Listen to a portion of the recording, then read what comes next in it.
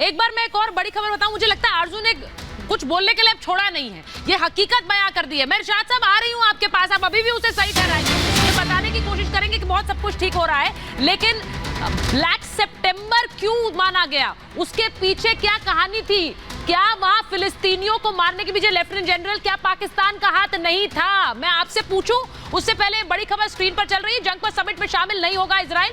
Egypt के Cairo में कल एक समिट हो रही है और उसमें इजराइल और अमेरिका दोनों ही शामिल नहीं होंगे। उन्होंने साफ कर दिया है कि वो इस समिट का हिस्सा नहीं होंगे।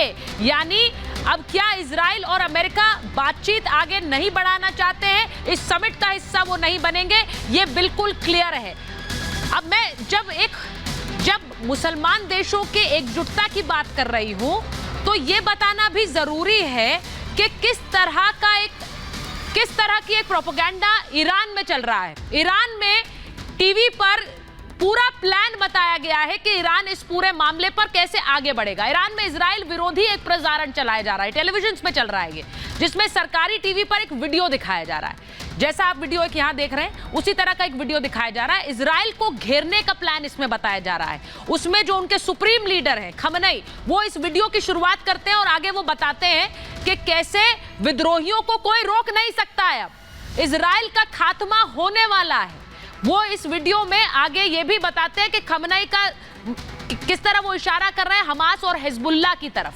अब चारों तरफ से इजराइल को फंसा हुआ इस वीडियो में दिखाया गया। एक तरफ खमनेई बोल रहे हैं, दूसरी तरफ ये एक तरह का वीडियो दिखाया जा रहा है जिसमें इजराइल पर चारों तरफ से हमला हो रहा है। दक्षिण में यमन के जो हूती विद्रोही हैं वो हमला कर रहे हैं, पूर्व में सीरिया की ओर से अटैक हो रहा है। यानी इजराइल इन सब के हमले झेलते झेलते कैसे खत्म हो जाएगा, सीरिया इराक में भी आतंकी इजराइल पर हमला कर देंगे। ये प्रोपेगेंडा इस वक्त ईरान पर चल रहा है। इसका मतलब क्या है? क्या ईरान इसी को अमल में लाने वाला है? क्योंकि ईरान इन सभी आतंकी संगठनों को फंडिंग करता है, ये जग जाहिर है।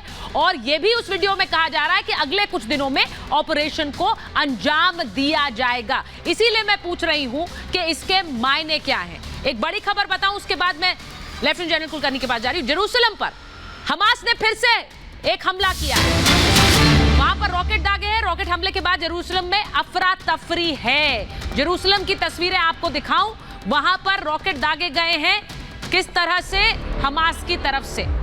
अब मैं एक बार लेफ्टिनेंट जनरल कुलकर्णी के पास जा रही हूं। सर, जब हम ब्लैक सितंबर की बात करते हैं, मैं चाहती हूं आप हमारे दर्शकों को बताएं कि कैसे फिलिस्तीनियों को मारने में पाकिस्तान का हाथ रहा, जॉर्डन में रहा, और कैसे तब वहां पर जो जियाउल हक थे, जो कि बाद में तो वहां पर मिलिट्री रूल उन्होंने किया, लेकिन उस समय वो ब्रिगेडियर थे, उन्होंने क्या किया था, जरा बताइए। सुचरिता, मैं बेसिक बताऊंगा, उसके बाद मैं अम्बासिडर साहब को बोलूंगा क्योंकि वो वहां पे थे।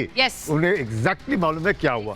ये जो बोलते हैं जॉर्डेनियन सिविल वॉर, इस जॉर्डेनियन सिविल वॉर में किसने किसके साथ लड़ाई की? Palestinian Liberation Organization, Yasser Arafat और किंग ऑफ जॉर्डन। और किसकी मदद के लिए कौन कहां गया? पाकिस्तान जॉर्डन की मदद कर रहा है। बिल्कुल। और पाकिस्तान ने जॉर्डन की मदद की सर, और वहां पर फिलिस्तीनियों का कत्लेआम, तकरीबन 25,000 फिलिस्तीनी। अब आप सुनिएगा, अम्बासिडर साहब वहां पे थे।